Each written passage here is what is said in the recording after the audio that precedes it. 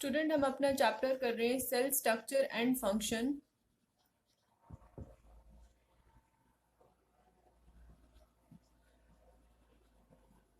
ठीक है, इनमें हम क्वेश्चन सीरीज कर रहे हैं सेल स्ट्रक्चर एंड फंक्शन की। आज नेक्स्ट क्वेश्चन देखते हैं अपने। नेक्स्ट क्वेश्चन है बच्चे, फर्स्ट क्वेश्चन है आपका आज का, which organism has the smallest cell. ठीक है, स्मॉलेस्ट सेल। अब बच्चे मैंने आपको क्या बताया था कि कुछ सेल्स जो होते हैं वो हैं जिनको आप नेक्ड आई से देख सकते हो, राइट। एंड जो आपके कुछ सेल्स से जिनको आप नेक्ड आई से नहीं देख सकते बट उनको आप माइक्रोस्कोप की यूज से देख सकते हो। अब वो मैंने आपको क्या बताया था कि जो नेक्ड आई से हम देख सकते हैं, फॉर एग्जाम्पल वो है आपके बर्ड्स एग, ठीक है, जिनको आप नेक्ड आई से देख सकते हो। एंड जो माइक्रोस्कोप से हम देखते थे वो कौन से हैं आपके बैक्टीरिया माइक्रोप्लाज्मा, या फिर आप बोल सकते हो बैक्टीरियल सेल। वो कौन से थे? Bacterial cell. अब यहाँ पे क्वेश्चन आया हुआ है कि आपका कौन से ऑर्गेनिज्म है, which organism has the smallest cell. ठीक है, कौन से ऐसे ऑर्गेनिज्म हैं जिनका सेल जो है वो सबसे स्मॉलेस्ट रहता है। वो कौन से सेल है? वो है बच्चे आपका माइकोप्लाज्मा, बैक्टीरिया माइकोप्लाज्मा। ठीक है, बैक्टीरिया माइकोप्लाज्मा जो है वो एक ऐसे ऑर्गेनिज्म है जिनका सेल जो है वो सबसे स्मॉल रहता है। और उसका साइज पता कितना है बच्चे? उनका साइज है उस सेल का 0.1 माइक्रोमीटर। ओके, ठीक है, क्या इसका साइज है? बैक्टीरिया माइकोप्लाज्मा जो है उसका सबसे स्मॉलेस्ट सेल होता है, और इतना स्मॉलेस्ट मीन 0.1 माइक्रोमीटर का। क्लियर। अब नेक्स्ट है आपका नेम द बिगेस्ट सेल। बच्चे ये तो आई थिंक आप सबको पता होगा कि बिगेस्ट सेल कौन सा है। बिगेस्ट सेल, ठीक है, बिगेस्ट सेल कौन सा है बच्चे? बिगेस्ट सेल होता है आपका the largest cell is the egg of ostrich. ठीक है, आपने अगर देखा होगा, अगर आपने खुद अपनी आई से नहीं भी देखा होगा तो आप अपने नेट पे सर्च करके देखिएगा कि जो ऑस्ट्रिच का एग होता है ना बच्चे, वो सबसे बड़ा एग होता है। मतलब जब बिगेस्ट सेल जो है वो कौन सा होता है? ऑस्ट्रिच का। ठीक है, और उसका साइज होता है 170 mm इंटू 130 mm। ओके, ये क्या है आपका ऑस्ट्रिच के एग का साइज। क्यों? क्योंकि ये सबसे बड़ा सेल होता है। ठीक है, अब नेक्स्ट है आपका name 2 animal organs and 2 plant organs.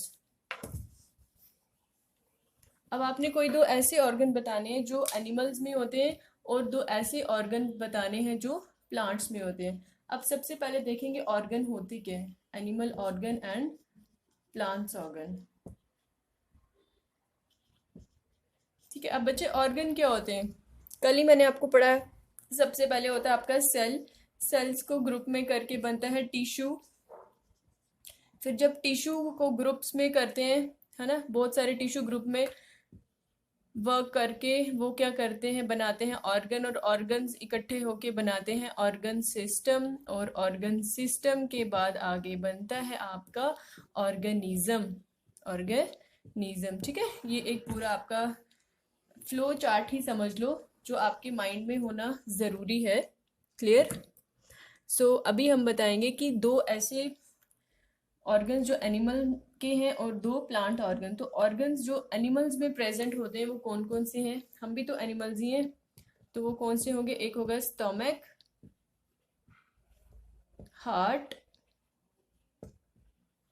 Lungs, brain, है ना। अपने अकॉर्डिंग आप कुछ भी लिख सकते, लीवर, कुछ भी लिख सकते हो आप यहाँ पे, एक्सेट्रा। एंड जो ऑर्गन जो प्लांट्स में प्रेजेंट होते हैं वो कौन से थे बच्चे? मैंने आपको बताए थे स्टेम, रूट्स, लीफ, फ्लावर या फिर एक्सेट्रा। ठीक है, ये 2 और ये वो ऑर्गन्स हैं जो एनिमल्स में प्रेजेंट होते हैं, और कुछ ऐसे ऑर्गन्स हैं जो प्लांट्स में प्रेजेंट होते हैं, राइट। चलिए, नेक्स्ट है आपका name 2 plant organ which is responsible for making of food and absorption of water and mineral. मैंने जब आपको प्लांट्स का स्टडी करवाई थी, ऑर्गन्स प्लांट्स के, तो उनमें मैंने आपको क्या बताया था कि वो कौन से प्लांट्स ऑर्गन हैं, वो कौन से बच्चे प्लांट ऑर्गन हैं जो क्या करते हैं, फूड बनाते हैं, मेकिंग ऑफ फूड। ठीक है, जो क्या करते हैं, फूड बनाते हैं, वो कौन से प्लांट ऑर्गन है, वो है बच्चे आपके लीव्स, है ना। कि वो कौन से ऑर्गन है, वो है आपका लीव्स। क्यों? क्योंकि जो आपको पता है फोटोसिंथेसिस प्रोसेस होती है, फोटोसिंथेसिस प्रोसेस को ही यूज करके प्लांट्स जो होते हैं वो क्या बनाते हैं, आपका खाना बनाते हैं। और वो पर्टिकुलर ऑर्गन होता है प्लांट में जो फूड बनाते हैं, वो होते हैं आपके लीव्स। सो आपने लिखना है leaves are responsible for the preparation of food by the process of photosynthesis. Clear? Okay. So इसी में नेक्स्ट क्या है आपका कि कौन सा ऑर्गन है which is responsible for the absorption of water and mineral, absorption of water and minerals. ठीक है, कि वाटर एंड मिनरल्स की एब्जॉर्प्शन के लिए कौन सा ऑर्गन जो है इज रिस्पॉन्सिबल। तो विच ऑर्गन इज रिस्पॉन्सिबल बच्चे, मैंने आपको कल ही बताया था कि वाटर एंड मिनरल्स को एब्जॉर्ब करके सॉइल से कौन लेके जाता है, वो होते हैं आपका रूट्स। ठीक है, क्या करते हैं रूट्स, क्या करते हैं वो, आपने आपको पता है ना, आप वाटर किस में देते हो, रूट्स में ही तो देते हो वाटर, फिर वो उनको क्या करते हैं, एब्जॉर्ब कर लेते हैं उन वाटर्स एंड मिनरल्स को। चलिए नेक्स्ट देखते हैं बच्चे। एक मैंने आपको पढ़ाया था प्रोकैरियोटिक एंड यूकैरियोटिक।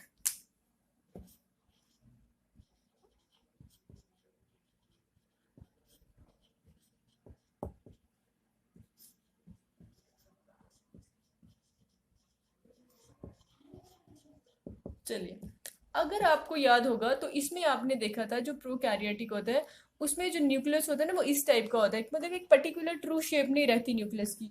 बट अगर हम यूकैरियोटिक की बात करें तो उसमें क्या होता है कि ट्रू न्यूक्लियस प्रेजेंट होता है। ठीक है, तो यही क्वेश्चन है कि किस में आपका ट्रू न्यूक्लियस नहीं होता, तो वो कौन सा है आपका प्रोकैरियोटिक।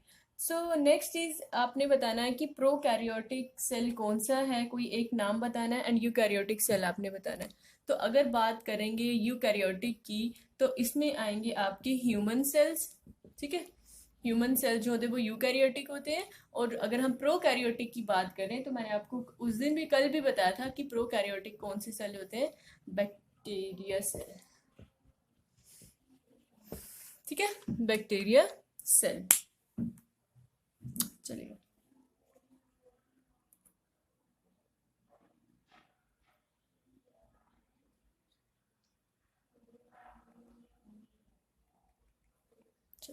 चलिए नेक्स्ट है व्हाट इज टिश्यू। अभी मैंने आपको बताया कि टिश्यू क्या होता है।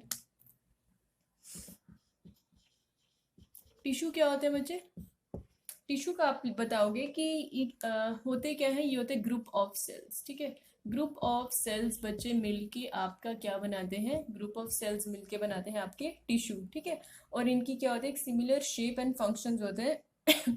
और बच्चे ये कौन कौन से मैंने आपको क्या बताया था कि जैसे सेल्स मिलके बनाते हैं टिश्यू, तो जैसे मसल सेल्स हो गए, है ना, फॉर एग्जांपल ये मसल सेल्स हैं, ये बहुत सारे सेल्स जो हैं ये मिलकर क्या बनाते हैं बच्चे, टिश्यू बनाते हैं।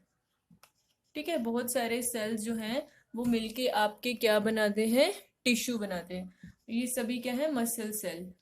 ठीक है, ये क्या बनाते हैं, टिश्यू बनाते हैं।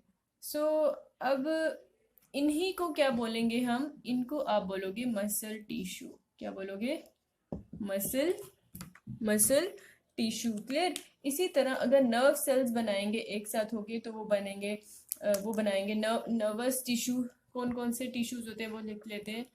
एक होगा आपका मसल टिश्यू, ठीक है, एक होगा आपका नर्वस टिश्यू। क्लियर? एक होगा आपका, और भी इसी तरह बहुत सारे टाइप के टिश्यूज होंगे। ठीक है, सो हाँ, एक है आपका कनेक्टिव टिश्यू, ये भी लिख लीजिए, कनेक्टिव टिश्यू। अच्छा, ये क्या होता है आपको पता है? सेल और आपके जो ऑर्गन सिस्टम होते हैं, ठीक है, या फिर ऑर्गन्स हैं, उनके बीच में क्या होता है बच्चे? उनके बीच में एक इंटरमीडिएट लेवल होता है, उसको क्या बोलते हैं? टिश्यू। ठीक है, इंटरमीडिएट जो होता है उनके दोनों के बीच में, उसको क्या बोलते हैं? टिश्यू बोलते हैं। चलिए नेक्स्ट है, what is organ and give its two example.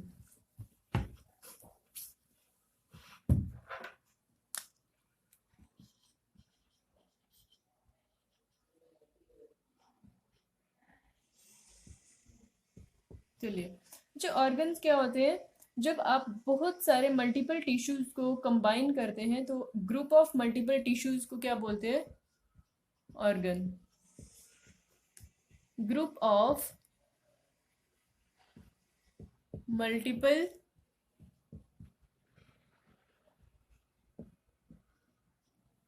Clear? Group of multiple tissues क्या? ग्रुप ऑफ मल्टीपल टिश्यूज जब मिलकर एक पर्टिकुलर फंक्शन परफॉर्म करते हैं तो उसको आप बोलते हो ऑर्गन। सो इसकी एग्जांपल्स क्या है बच्चे? इसकी एग्जांपल है heart, lungs, stomach, liver etcetera. ठीक है, ये क्या आपके ऑर्गन्स रहते हैं। अब नेक्स्ट है आपका व्हाट इज ऑर्गन सिस्टम। बच्चे ऑर्गन सिस्टम क्या होता है? ऑर्गन सिस्टम, अब ऑर्गन सिस्टम क्या है? ऑर्गन सिस्टम यहीं से निकल जाएगा जब ग्रुप ऑफ ऑर्गन्स मिलके एक पर्टिकुलर फंक्शन परफॉर्म करवाएंगे, ग्रुप ऑफ ऑर्गन्स, है ना, बनाएंगे organ system. Group of organs जो है बच्चे वो आपका क्या बनाते हैं? ग्रुप ऑफ ऑर्गन्स जो है वो बनाएंगे आपका ऑर्गन सिस्टम। तो इसकी एग्जांपल्स क्या रहती हैं? फॉर एग्जांपल डाइजेस्टिव सिस्टम,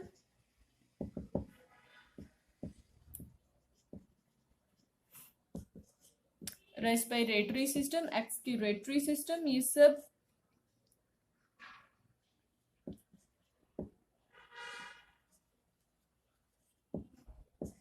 सब क्या है आपके? Organ system. क्लियर? तो बच्चे जो सिस्टम ऑर्गन सिस्टम प्लांट्स में होती है, कुछ के नाम अगर आप बताए तो होता है root system and shoot system. ठीक है, ये दो ऐसे ऑर्गन्स है जो आपके किस में प्रेजेंट होते हैं? प्लांट्स में प्रेजेंट होते हैं। क्लियर? चलिए, अब बच्चे आपको ना एक टाइप का मैच दिया होगा मैचिंग के लिए, तो उसमें उन्होंने आपसे पूछा गया है, फॉर एग्जाम्पल जैसे एक दिया हुआ है ब्रेन, ठीक है, फिर एक दिया हुआ है लीफ, एक है lungs, roots, stem, kidney, flower and heart. Clear? अब इनमें आपने बताना है कि कौन सा प्लांट ऑर्गन है एंड कौन सा आपका एनिमल ऑर्गन है। तो सबसे पहले हम लिखते हैं यहाँ पे प्लांट ऑर्गन,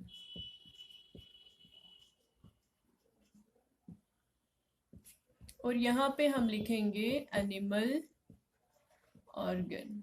क्लियर? अब देखो बच्चे, इन सब में से प्लांट ऑर्गन कौन सा है?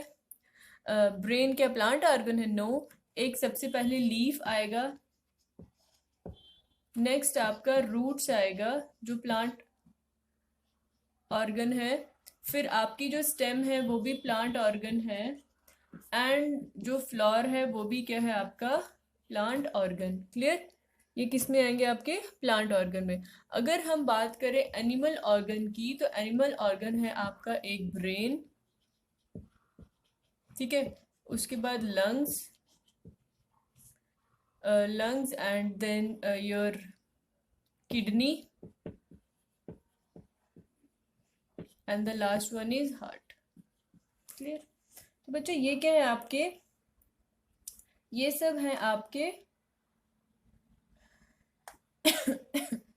ये सब क्या है? ये आपको कुछ नेम्स दिए गए हैं जिनमें आपको पूछा गया है कि बताइए प्लांट्स ऑर्गन कौन से एंड एनिमल ऑर्गन कौन सा। ऑर्गन्स क्या थे? ऑर्गन्स थे कि जब बहुत सारे मल्टीपल टिश्यूज ग्रुप में कंबाइन होकर एक पर्टिकुलर फंक्शन परफॉर्म करते हैं, then we can say them as organs, right. So like brain है, लंग्स है, किडनी है, हार्ट है, लीवर, स्टोमक, और भी बहुत सारे जितने भी आपकी बॉडी के अंदर ऑर्गन्स रहते हैं वो होंगे आपके एनिमल ऑर्गन। और अगर हम प्लांट ऑर्गन की बात करें तो इसमें आपका आता है लीफ, रूट, स्टेम, फ्लावर, और भी बहुत सारी चीज़ें हैं जो ऑर्गन्स हैं जो प्लांट्स में प्रेजेंट होती हैं। ये तो बस ये चीज़ें, ये ऑर्गन्स हैं जो इन्होंने आपको क्वेश्चन में दिए गए हैं, राइट। सो चलिए नेक्स्ट देखते हैं।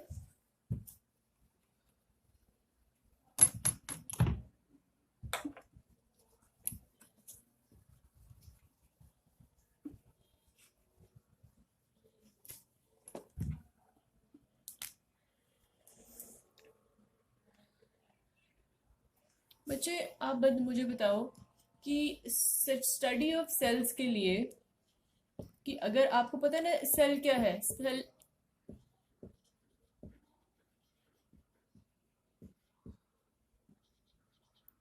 क्या है आपका? स्मॉलेस्ट यूनिट ऑफ लाइफ, ठीक है, स्मॉलेस्ट यूनिट है आपका सेल। तो अगर आपको सेल को स्टडी करना होगा तो कौन सा इंस्ट्रूमेंट जरूरी रहता है सेल की स्टडी के लिए? ठीक है, तो वो कौन सा इंस्ट्रूमेंट है बच्चे? वो है आपका माइक्रोस्कोप, ठीक है। Which instrument is use to study the, which instrument is essential for the study of cell, that is microscope, ठीक है। कि सेल जो है बच्चे वो इतने माइन्यूट होते हैं कि कुछ सेल जो है वो आप उनको अपनी नेक्ड आई से नहीं देख सकते, तो उनको देखने के लिए we use microscope to magnify them, right. अगर बच्चे आप बात करें अपने ऑनियन पील की, ठीक है, अनियन का जब आप पील लेते हो ना, है ना, जो छिलका रहता है अंदर का, आप उसमें भी बच्चे सेल्स प्रेजेंट होते हैं, आप उनको अपनी नेक्ड आई से नहीं देख सकते। अगर आप उनको माइक्रोस्कोप से देखोगे ना वो कुछ इस टाइप के होते हैं, इसीलिए क्या बोलते हैं उनको हनीकॉम्ब, है ना, जैसे मधुमक्खी का छत्ता टाइप होता है ना, अलग अलग पार्टीशंस, अलग अलग रूम जो बनाए होते हैं। तो डिस्कवरी ऑफ सेल भी तो ऐसे ही हुई थी, जो उन्होंने सैप लिया था जिसको कॉक बोलते हैं ना, बार्क ऑफ ट्री से। तो वहां पे उन्होंने देखा था, जब उसको माइक्रोस्कोप से उन्होंने माइन्यूटली देखा तो उन्होंने देखा कि ये जो है ये कैसा दिख रहा है, ये ऐसे दिख रहा है कि जैसे लाइक मधुमक्खी का छत्ता हो, या फिर हनीकॉम्ब हो, या फिर ये ऐसे लाइक रूम्स बने हुए अलग अलग, उनमें पार्टीशंस हुई है ना, इस टाइप के, इस टाइप के थे। तो हम यूज करते हैं माइक्रोस्कोप को सेल की स्टडी के लिए। क्लियर? चलिए, जब नेक्स्ट है कि हमने बताना कि बेसिक सिमिलैरिटीज क्या है सभी लिविंग ऑर्गेनिज्म के बीच में, फिर चाहे वो प्लांट्स हो या फिर एनिमल्स हो।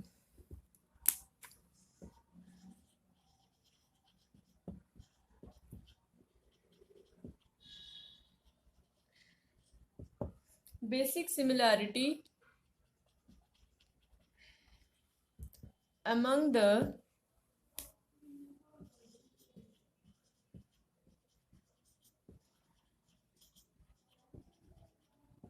basic similarity among the living organism, that is plants and animals, ठीक है। इनके बीच में बेसिक सिमिलैरिटी क्या है?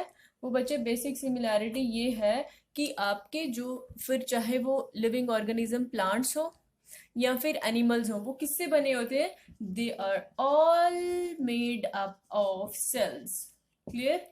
कि उनका जो बेसिक लेवल स्टार्ट होता है वो किससे स्टार्ट होता है? सेल से। कि जितने भी आपके लिविंग ऑर्गेनिजम्स होते हैं, वेदर दे आर प्लांट्स और animals, they are all made up of cell. तो यही है एक बेसिक सिमिलैरिटी सभी लिविंग ऑर्गेनिजम्स के बीच में, कि वो किससे बने होते हैं? वो बने होते हैं सेल से। क्लियर? अब बच्चा मैंने आपको क्या बताया था कि जो आपका थिन स्लाइस ऑफ कॉक लिया था, फिर माइक्रोस्कोप से उसको टेस्ट करके एंड देन फिर उन्होंने नाम दिया था सेल का। तो वो उन साइंटिस्ट का मैंने आपको क्या नाम बताया था? क्या आप में से किसी को पता है? वो क्या नाम था? Robert Hooke. डिस्कवरी जो सेल की थी वो किन्होंने की थी? इन्होंने की थी, रॉबर्ट हुक ने। कब? इन 1665 में, ठीक है। 1665 में ही observed a thin slice of cork through a microscope and coined the term cell. Clear? वो कौन थे जिन्होंने आपको सेल का नाम दिया था या डिस्कवरी की थी सेल की? उनका नाम था बच्चे रॉबर्ट हुक। क्लियर? ओके। अब आपने बताना है कि जो एनिमल सेल में आउटर मोस्ट लेयर होती है उस लेयर का क्या नाम है?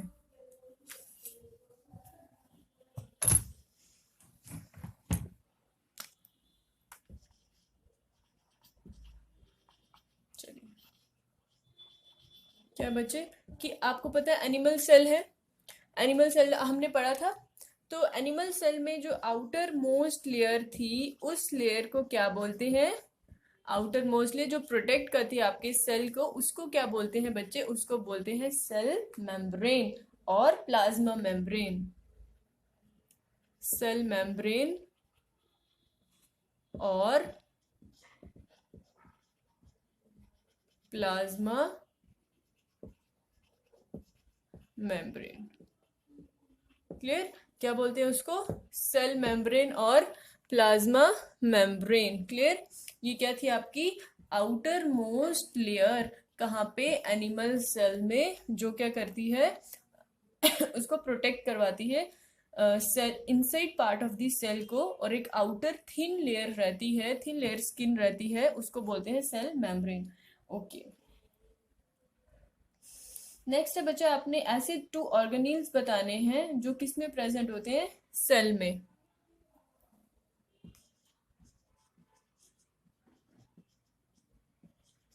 ठीक है, वो कौन से ऑर्गेनील्स है वो जो किस में प्रेजेंट होते हैं? आपके सेल में। तो वो कौन से हैं बच्चे? एक है आपका माइटोकॉन्ड्रिया, जो एनर्जी प्रोड्यूस करते हैं फूड से, and the second one is cytoplasm, जो है जेली प्लेस स्ट्रक्चर है। ठीक है, 2 ऑर्गेनील जो कि प्रेजेंट होते हैं आपके इसमें सेल में, वो ये 2 हैं। फिर आपने नेक्स्ट बताना है कि कौन सा एक ऐसा आपका सेल है, which part of a cell carries out respiration. तो रेस्पिरेशन कौन सा पार्ट सेल का जो है वो करता है? ये भी आपको पता है, माइटोकॉन्ड्रिया।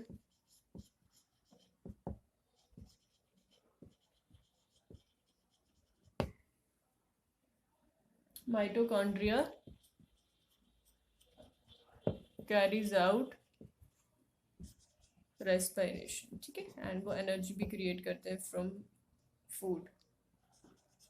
ठीक है, जो रेस्पिरेशन कैरी आउट करते हैं वो कौन सा पार्ट है? वो है आपका माइटोकॉन्ड्रिया। ओके।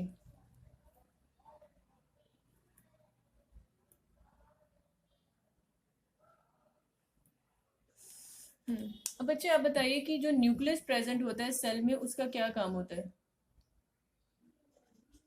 ठीक है, जो न्यूक्लियस होता है सेल में उसका क्या काम होता है? तो मैंने आपको बताया था कि जो न्यूक्लियस है उनका उसका क्या काम होता है कि जितनी भी एक्टिविटीज होती हैं इट कंट्रोल्स द, जितनी भी एक्टिविटीज होती है आपके सेल की, उनको कौन कंट्रोल करता है? न्यूक्लियस। इट कंट्रोल्स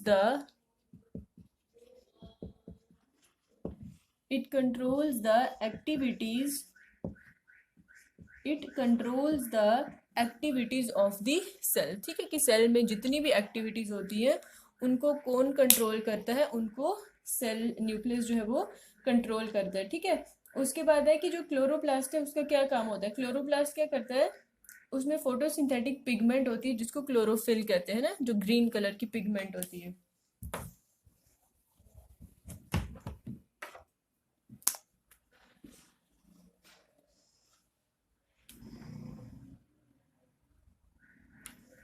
अच्छा, अब बताओ कि सेल वॉल किस में प्रेजेंट होता है? अगर आपको कल का लेक्चर याद होगा तो कल के लेक्चर में मैंने आपको बताया था कि plant cell and animal cell में कुछ ऐसे पार्ट्स होते हैं जिनकी वजह से वो डिफर करते हैं एक दूसरे से। तो जो आपका सेल वॉल था वो प्रेजेंट होता था प्लांट सेल में, ठीक है। और अगर मैं बात करूं एनिमल सेल की, तो एनिमल सेल में आपका क्या था, एनिमल सेल में था आपका सेल मेम्ब्रेन। क्या था आपका, सेल मेम्ब्रेन, राइट।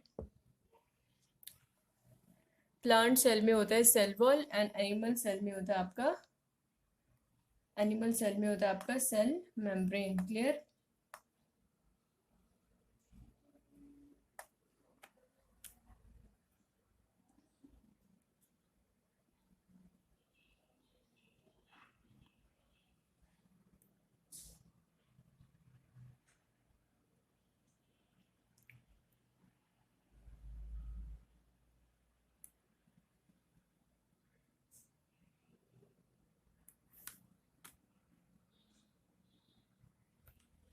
चलिए,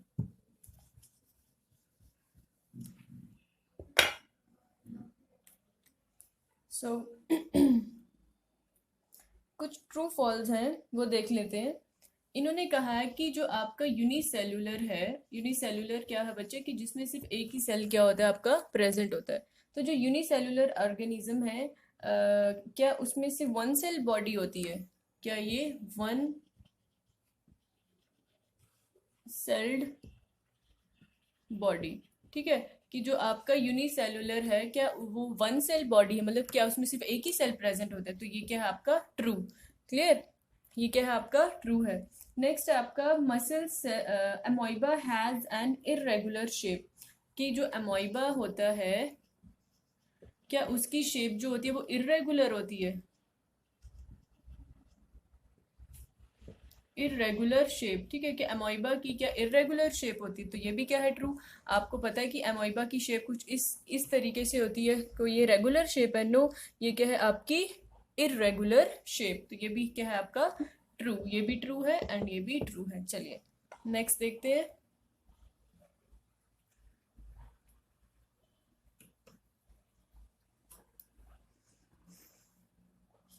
चलिए नेक्स्ट, नेक्स्ट क्या है आपका बच्चे कि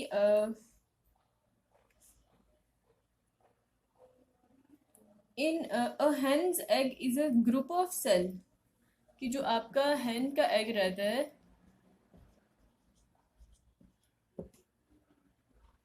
is a group of cell, ठीक है। कि जो उसका एग रहता है क्या उसमें बहुत सारे सेल रहते हैं, नो। अगर आपने हेन का एग देखा होगा तो उसमें आपने देखा होगा कि क्या होता है, एक ही सिंगल सेल प्रेजेंट होता है, तो वो उसमें क्या होता है ग्रुप ऑफ सेल प्रेजेंट नहीं होते, वो होगा आपका फॉल्स, ठीक है। नेक्स्ट है आपका the basic living unit of an organism is an organ. Okay, कह रहा है कि जो basic living unit of basic living unit of an organism is an organ। अब ये बच्चे मुझे आप बताएं कि क्या बेसिक लिविंग यूनिट जो रहता है हमारी बॉडी का, किसी भी ऑर्गेनिज्म का, क्या वो ऑर्गन है? बिल्कुल भी नहीं, तो ये है फॉल्स। क्यों? क्योंकि आपका जो है वो कैसे रहता है, वो रहता है बेसिक लिविंग यूनिट है सेल, फिर उसके बाद बनते हैं आपके टिश्यूज, फिर उसके मैं आपको बताती हूँ एक बार फिर से क्या होता है। सबसे पहले होगा सेल, सेल के बाद बनेंगे आपके टिश्यूज, टिश्यूज के बाद बनेंगे आपके ऑर्गन्स, ऑर्गन के बाद बनेगा ऑर्गन सिस्टम, और ऑर्गन सिस्टम के बाद बनेगा आपका ऑर्गेनिज्म। क्लियर, ये ऐसा पैटर्न होगा आपका जिसको आपको फॉलो अप करना है। जब भी आपको कोई क्वेश्चन आएगा तो इसी को आप फॉलो अप करके उसको क्वेश्चन के आंसर दोगे। कि जो बेसिक यूनिट ऑफ लाइफ रहता है वो है cell, basic living unit of an organism, ठीक है। फिर सेल्स को मिलाकर, ग्रुप ऑफ सेल्स को मिला के बनता है एक tissue, and group of tissues को मिलाकर बनता है आपका ऑर्गन्स, ग्रुप ऑफ ऑर्गन्स को मिला के बनता है एक ऑर्गन सिस्टम, और ग्रुप ऑफ ऑर्गन सिस्टम्स को मिला के बनता है आपका एक ऑर्गेनिज्म। क्लियर? चलिए बच्चे आज यहीं तक रखते हैं। आई होप आपको आज का टॉपिक बिल्कुल क्लियर हुआ होगा। Thank you so much.